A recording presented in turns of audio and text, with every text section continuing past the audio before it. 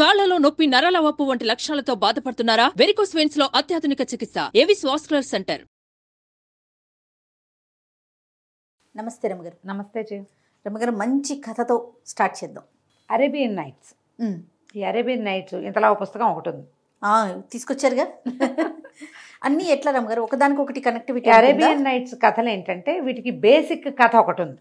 ఓ రాజుగారు స్త్రీల మీద రోసి, ఆడవాళ్ళ మీద ఇష్టంతో, ఆయనకి ఆడవాళ్ళ మీద నమ్మకం లేదు. ఓకే. నమ్మకం లేక ఏం చేశాడు, రోజు ఒక అమ్మాయిని పెళ్లి చేసుకోవటం, రాత్రి ఆవిడతో గడపడం, తెల్లారేసరికి చంపేయటం. ఓరి దుర్మార్గుడు. అలా చేసాడట. ఈ అరేబియన్ నైట్స్ కథలు అలా మొదలైనాయి. క్రమంగా ఓసారి ఏమైంది, మరి ఆడపిల్లని సప్లై చేసేవారు, ఆయన పెళ్లి చేసుకునేవాడు, ఆ రాత్రి ఆవిడతో గడిపి తెల్లవారేసరికి చంపేసేవాడు. బతికించి ఉంచితే ఆడవాళ్ళ దుష్ప్రవర్తన వల్ల అదేదో అయిపోతుంది, ఇదేదో అయిపోతుంది, నా జీవితం పాడైపోతుంది, నేను వీళ్ళని నమ్మను, పోనీ అనుభవించడం మానేరా, పెళ్లి చేసుకోవడం మానేరంటే మండు. సుల్తాన్ కదా, ఆయన ఐడియాలజీ అయింది. వజీర్ గారి కూతుర్ని చూశాడు. ఆ కూతురు మహాందంగా ఉంది. ఈ అమ్మాయి ఎవరు అని అడిగితే ఈయన భయపడిపోయాడు. మా పిల్లని అన్నాడు. నీ పిల్లని నాకు ఇచ్చి పెళ్లి చేయమని అడిగాడు రాజు. చాలా భయపడ్డాడు, ఏం చేయాలో తెలియక. కానీ వజీర్ కూతురు మాత్రం ఏం పర్వాలేదు, సుల్తాన్కి ఇచ్చి పెళ్లి చెయ్యి, నేను చెప్తాను అన్నది. ఎంత బతిమలాడినా వినలా. చేసే నాన్న, అంతమందిని తెచ్చి అంతమందిని పొట్టను పెట్టుకున్నావు, నీ కూతురు దగ్గరికి వచ్చేసరికి నువ్వు ఇలా చేస్తే ఎట్లా? అయితే వజీర్ కూతుర్ని పెళ్లి చేసుకున్నాడు రాజు. సుల్తాన్ గారు నిఖా చేసేసుకున్నారు. చేసుకున్నాక ఆ రాత్రి ఆవిడ ఏం చెప్పిందంటే, ఆయనకి బాధగానే ఉంది, ఇంత చక్కగా ఉంది, ఇంత అందగత్తే, ఈ పిల్లని తెల్లవారేసరికి చంపేయాల్సి వస్తుంది అని. ఆ వజీర్ కూతురు ఏం చేస్తుంటే, ఇంకో చెల్లెలు ఉంటుంది. ఇదే ఈ సుల్తాన్తో ఏం చెప్తుందంటే, ఇంత చక్కగా రాణినయ్యాను నేను, మీతో ఎంతో సంతోషంగా ఉన్నాను, తెల్లవారేసరికి చచ్చిపోతాను, తెల్లారే లోపల మా చెల్లెల్ని ఒకసారి చూడాలనుంది, మా చెల్లెల్ని పిలిపించండి అని. అర్ధరాత్రి దాటాక వజీర్ గారింటికి కబురు చేసి చెల్లెల్ని పిలిపిస్తాడు. ఆ చెల్లెలేమో అక్కడికి కావలించుకుంది, బోర్మనేడిచి, తెల్లవారుగా నేను చచ్చిపోతావు, ఏదైనా మంచి కథ చెప్పు పాప, నువ్వు ఎన్నో కథలు చెప్పేదానివి నాకు అంటే కథలు మొదలుపెట్టింది. ఓ కథ సగం చెప్పేసరికి తెల్లారిపోయింది. తెల్లవారిపోయేసరికి అయ్యో ఆ కథ వినకడ్డానే మేము అయిపోతామా, ఆపా నువ్వు చచ్చిపోతావా అని చెల్లెలు ఏడ్చింది. సుల్తాన్ గారికి టెన్షన్లో ఆపేస్తే ఇట్లా మన వాళ్ళు చూడు కథాపంగానే కాల్ పెడతారు. దాంతో ఆయన ఏమనుకున్నాడు, సరేలే ఈ రాత్రి బతకనిస్తే ఆ కథ రెండో భాగం విని రేపు పొద్దున్న చంపేద్దాం అనుకున్నాడు. అలా 1001 రాత్రులు గడిపిందట అమ్మాయి. తర్వాత ఏమైంది రమగారు? ఇంకేమవుతుంది, 3 సంవత్సరాలు ఉంది, ఆవిడ గర్భవతి అయింది, కుమారుడు కలిగాడు. ఇంకా అంతే, ఇంక చంపటం ఊరుకున్నాడు. ఇంకా 1001 రాత్రులు, ప్రతి రాత్రి ఓ కథ చొప్పున కొన్ని లింక్ కథలు. మన కాశీ మజిలీ కథల్లో నుంచి కథ, మన కాశీ మజిలీ కథల కంటే ఇంకోటి ఉంది కదా మన నరవాహన్ దత్త చరిత్ర, బృహత్ కథ. ఈ కథలో ఓ కథ, ఆ క్యారెక్టర్ ఇంకో కథ చెప్పడం, ఆ క్యారెక్టర్ ఇంకో కథ చెప్పడం, ఇవన్నీ కూడా ఈ గొలుసు కథలు. ఇవే కాదు, పంచతంత్రం కూడా గొలుసు కథలే మనకి, అట్లాంటి కథలు. అయితే ఇవేంటంటే అరేబియన్ నైట్స్ రస్టిక్గా ఉంటాయి, అంత పిల్లలకి అందరికీ చెప్పగలిగే కథలు కావు. ఎవరికి ఆసక్తి ఉంటే వాళ్ళు మెల్లిగా చదువుకోవాలి. పైగా ఈ సుల్తాన్లు అనేసరికల్లా కొంచెం వేరే జాతివి కాబట్టి వాళ్ళ పెళ్ళిళ్ళు, వాళ్ళ పెళ్లి సంబంధాలు అవన్నీ మా జనరల్ పీపుల్కి వింతగా ఉంటాయి. అందులో నుంచి కొన్ని కథలను సెలెక్ట్ చేసి రస్టిక్ థింగ్ని చక్కగా అరగదీసేసి పాలిష్ చేసి సింపుల్గా చెప్పుకుందాం. మీకు చాలా ఈ విషయం కూడా ఎప్పుడు చెప్పాలనుకుంటా ప్రేక్షకులకి, కాశీ మజిలీ కథలు కూడా రస్టిక్గానే ఉంటాయి. దాంట్లో నుంచి క్రిస్ప్గా తీసుకోవాలి మనం చెప్పేటప్పుడు. ఎప్పుడు క్రూరత్వాన్ని, వివాహాల్లో, అక్కడి నుంచి పరిణయాల్లో, ప్రేమోద్రేకాలలో ఉండే పారవస్యాలని కథ చెప్పేవాళ్ళు వర్ణించకూడదు. నేను అసలు చేయనది అస్సలు.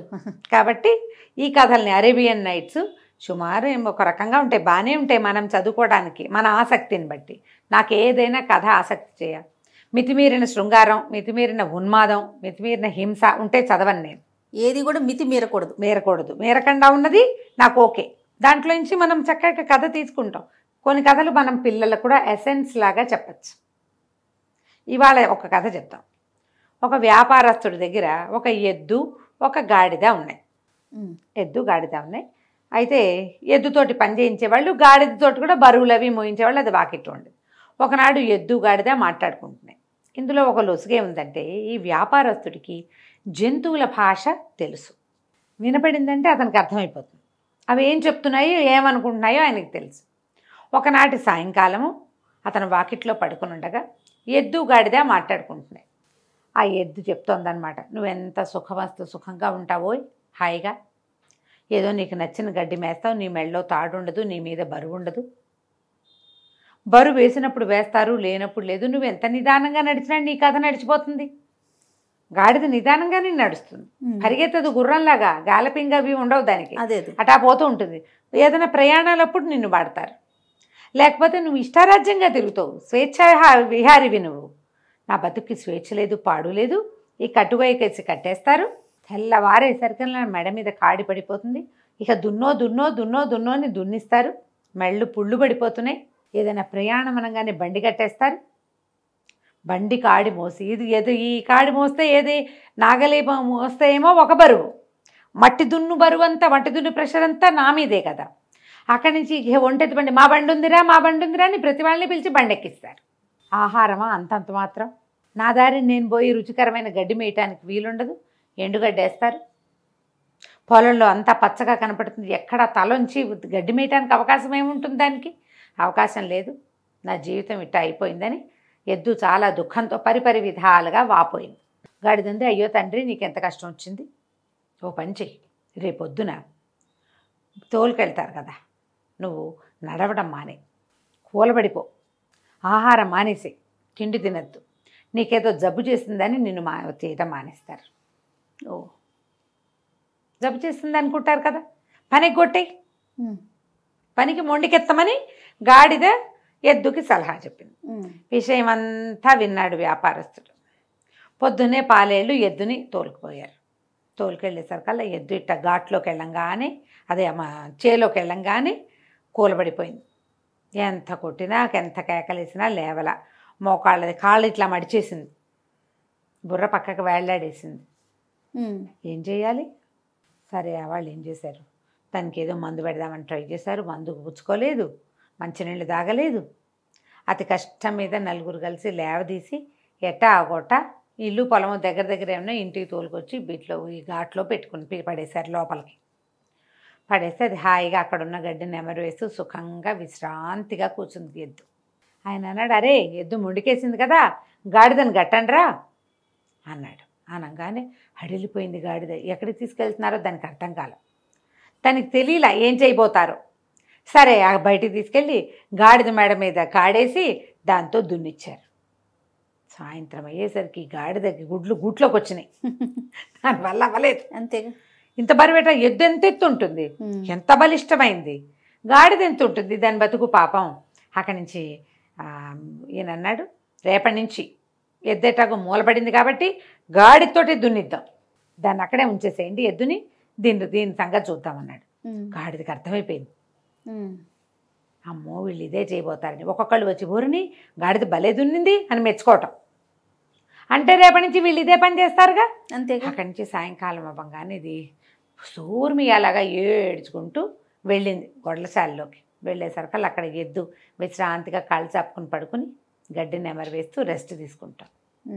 ఎంతో బాగుంది తండ్రి ఇవాళ నా జీవితం, ఎంత హాయిగా ఉందో, రేపు కూడా ఇట్టాగే పని మానేసి రెస్ట్ తీసుకుంటాను, ఎంతో బాగుంది నాకు అనగానే గాడిద అనుకుంది, ఓరు నాయన రేపొద్దున ఇది కూడా ఇది రెస్ట్ తీసుకుంటే రేపు మళ్ళీ నాకు పడిపోతుంది, ఇవాళ చచ్చాను రేపు మళ్ళీ దొరికిపోతానని ఏమంది వెంటనే గబగబా ఆలోచించేసుకుంది. తన మీదకి వస్తే ప్రతివాడు ఇదే చేస్తాడు కదా. అంతేగా. ఏమందంటే, అది కాదోయ్ నువ్వు మూలపడ్డావు కదా, మన వ్యాపారం ఏమనుకుంటున్నాడో తెలుసా, ఏదో ఎట్టాగో అయిపోయింది కదా, దీన్ని వీడికి కసాయి వాడికి అమ్మేస్తామంటున్నారు, రేపొద్దున నీ తోలొలిచి దాంతో ఆయన చెప్పులు కుట్టించుకుంటాట, మరి మేము మాంసమేమో వాళ్ళు ఎవరికో విందు చేస్తాట, నీ ఇష్టం మరింది అనగానే ఎదుగు భయం వేసి, అమ్మ బాబోయ్ రేపు తప్పేస్తే రెస్ట్ సంగతి, సరే ఇవాళ ఒకరోజు రెస్ట్ తీసుకున్నాం కదా అని, సరే అమ్మో రేపు నేను వెళ్ళిపోతానంది. ఆ గుమ్మం బయటే నుంచున్న వ్యాపారస్తుడు పక్కపక్క నవ్వాడు, నవ్వుకుంటూ సరిపోయింది కదా. ఆయన ఒక అడుగు అటు వేసేసరికల్లా వంటింటి గుమ్మంలో నిలబడి ఇటు నడుమి చెయ్యి వేసుకుని చూస్తోంది వాళ్ళ ఆవిడ. ఎవరున్నారు అక్కడ అని అడిగింది. ఎవరు లేరే అన్నాడు. మరి ఎవరితోటి ఈకెక్కలాడుతూ మాట్లాడుతున్నావు నువ్వు అని అడిగింది. ఊరికే నవ్వానే అన్నాడు. ఊరికే నవ్వటం ఏంటి, ఒట్టిగా ఎవరైనా నవ్వుతారా? నువ్వు ఎవరితో మాట్లాడావో చెప్పు. ఎవరితో మాట్లాడలా, ఏదో గుర్తొచ్చి నవ్వాను అన్నాడు. ఏం గుర్తొచ్చిందో చెప్పు. తప్పులేదు. ఇక మొదలు, ఎందుకు నవ్వావు, అంత పకాలమని నవ్వు ఎందుకు వచ్చింది, ఏం గుర్తొచ్చింది, ఎవరితో సరసలాపాలాడితే అది జ్ఞాపకం వచ్చిందో చెప్పు. ఏమీ లేదంటాడు, ఆవిడ ఒప్పుకోదు. అక్కడి నుంచి ఆవిడ ఏం చేసింది, ఈయన ఏంటి ఈ జంతువుల భాష ఆయనకు తెలుస్తుంది. ఆ రహస్యం ఎవరికైనా చెప్తే ఆయన తల పగిలి చచ్చిపోతాడు. ఆయన ఆ విద్యకున్న శాపం అది.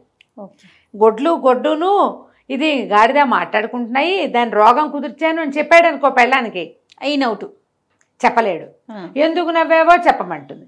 ఏ విషయం గుర్తొచ్చిందో చెప్పడానికి ఏమీ విషయం లేదు. మసిపూసి మారేడుకాయ చేద్దామంటే ఆవిడ కాస్త ఆలోచించాలా, ఆవిడ మొహంచి కళ్ళు తిప్పట్ల ఇటాగే చూస్తాను. ఏం చేయాలో తెలియలే. సరే చెప్తానన్నాడు. ఇక ఆవిడ ఏమంది, నేను ఇంట్లో నుంచి వెళ్ళిపోతా, పుట్టింటికి వెళ్ళిపోతాను, లేదా ఉరిపోసుకు చచ్చిపోతాను, నువ్వు చెప్పాలి నిజం. నువ్వు ఎందుకు నవ్వావో చెప్పు, ఎందుకు చెయ్యిపోయావో చెప్పాలి. ఇప్పుడు ఎవరికో చెయ్యిపోయావు, వాళ్ళు ఎవరో వెళ్ళిపోయారు, ఇంట్లో వాళ్ళని అడిగారు, ఎవరికి చెయ్యిపోయామంటే ఊరికే చెయ్యిపోయా అంటే నమ్ముతారా? ఎందుకు నవ్వావని భార్యలో భర్తలో ఎవరో ఒకళ్ళని ఎప్పుడో ఒకప్పుడు అడిగే ఉంటారు కదా. అంతే. ఏం గుర్తొచ్చి నవ్వావు, అదే సమాధానం చెప్పాలిగా. అక్కడి నుంచి ఇక ఏమనుకున్నాడు, చావడానికి రెడీ అయిపోయాడు. చెప్పేయాలి, ఇంకా ఈ రహస్యం చెప్పేయాలి. కాకపోతే తన టైం చెప్పేస్తే పుసుకొని చచ్చిపోతే ఈ ఇల్లు వాకిలి వీలునామా ఇవన్నీ ఏట. అక్కడి నుంచి ఏం చేశాడు, గబగబా వీలునామా రెడీ చేశాడు. చుట్టాలు పక్కాలు అందరినీ ఒకసారి కంటితో చూద్దామని అందరినీ రమ్మన్నాడు. కూతుళ్ళు, కొడుకులు, ఒకళ్ళిద్దరు మనవలు, వియ్యంకుళ్ళు, బావమరుదులు, 2-3 మరదళ్ళు, 2 బోధనగారులు, మొత్తం గుంపంతా చేరారు వీళ్ళింటో. చేరాక ఏమైంది, ఇంతలో వాళ్ళ ఇంట్లో ఒక కుక్క కోడి కూడా ఉన్నాయి. ఆ కుక్క అదే పనిగా ఆయన కేసు చూస్తూ పాపం చచ్చిపోవడానికి సిద్ధపడ్డాడు మహారాజు అనుకుంటూ దీంట్లోకి చూసింది, మన కోళ్ళ దీంట్లోకి. కోళ్ళ గూడు ఉంటుంది కదా, ఒక పెద్ద గూడులో ఒక పెద్ద పుంజు, 50 పెట్టెలు ఉన్నాయట. కోడి పుంజు ఒకదాని మించి ఒకదాని మీదకి దాటుతూ ఆడుకుంటుంది వాటితోటి, పెట్టెలతోటి.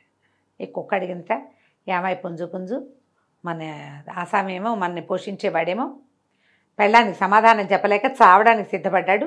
నువ్వేమిటయ్యా అంటే, చక్కగా 50 మంది పెట్టెల్ని భలే మెయింటైన్ చేస్తున్నావో, ఆయన ఒక్క పెళ్ళాన్ని మెయింటైన్ చేయలేకపోతున్నాడు.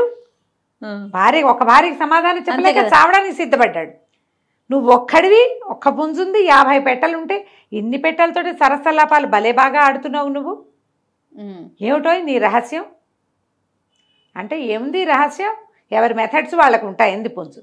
సరే నీ మెథడ్ నీకుందనుకో, నీ రహస్యం నా చెప్పకు. మన యజమాని ఏం చేయాలంటే, ఏం చేయాలంటే లోపల తీసుకెళ్ళి విరగబాదేయాలి పెళ్ళాన్ని. ఇంకోసారి ఇలాంటి ప్రశ్నలు అడిగామంటే చంపేస్తానంటే సరిపోతుంది. అది అక్కడే నిలబడి ఉన్న యజమాని మొత్తం విన్నాడు. అర్థమైంది ఆయనకి. కుక్క కోడి మాట్లాడుకుంటున్నాయి, ఈయన వినపడుతున్నాయి కదా. సరే ఆ వచ్చిన చుట్టాలందరినీ పలహారాలు చేయండి అని, ఏమే ఇలారా అని చెప్పి ఆవిడ లోపల తీసుకెళ్ళి వాళ్ళ వాకిట్లో తుంగ ఉందట, తుంగగడ్డి. అది ఇట్లా దీనిలాగా చెరువుల్లో మొలుస్తుంది. 2 పోసలు లాక్కెళ్ళి లోపల తీసుకెళ్ళి చితబాదేశాడు పెళ్ళాన్ని. నేను ఎందుకు అయినా నవ్వుతా, నువ్వు నన్ను అడగడానికి వీల్లేదు, చచ్చినా చెప్పండి. మళ్ళీ అడిగావో మళ్ళీ తగులుతాయి దెబ్బలు. శభాష్ అనగానే ఆవిడ, మరి వీళ్ళందరినీ ఎందుకు పిలిచారు, ఎందుకైనా పిలుస్తా, అది నా ఇష్టం, ఏది అడగటట్లేదా, నువ్వేం అడగడానికి వీల్లేదు, కాపురం చేస్తావా దెబ్బలు తింటావా ఏదో ఒకటి చెప్పన్నాడు. ఆవిడేమో నాకు దెబ్బలదు, నేను కాపురం చేస్తా, ఇంట్లోనే ఉంటా, ఎవరికీ చెప్పను. బయటకు వచ్చి అందరికీ పలహారాలు పెట్టేసింది. ఈయన హాయిగా ప్రశాంతంగా ఉన్నాడు. కుక్క కోడి ఎద్దు గాడిదే వాటి పన్నాలు చేసుకుని ప్రశాంతంగా ఉంది. కథ కంచికి మనం ఇంటికి పరిష్కారం ఇలాగే రమ్మగారు. మరి ఏం చేస్తాం, సచ్చినా చెప్పండి, నీ దిక్కుంటాడు చెప్పుకో అనాలి, అంతే. ఈ కథలో ఇలా ఉందమ్మా, ప్రతి కథలోనూ ఇలా ఉంటుందని అనుకోకండి. ఈరోజు కాదు, ఇది అరేబియన్ నైట్స్ ఎప్పుడో రాయబడి ఉన్న కథ. దీన్ని కథగా వినండి, అంతే. ఆ రోజు కథ చెల్లింది. మనం పిల్లలకి ఎక్కడ దాకా చెప్పాలి, కుక్క గాడిదే ఎద్దు కథ వరకు చెప్పాలి. ఒకళ్ళ పనులలో ఇంకొకళ్ళు జోక్యం కల్పించుకోకూడదు, అంతే. బాగుంది కదా, చాలా బాగుంది రమ్మగారు. నమస్తే. నమస్తే. సుమన్ టీవీలో మీ పర్సనల్ అండ్ బిజినెస్ ప్రమోషన్స్ కోసం కింది నెంబర్కి కాంటాక్ట్ చేయండి.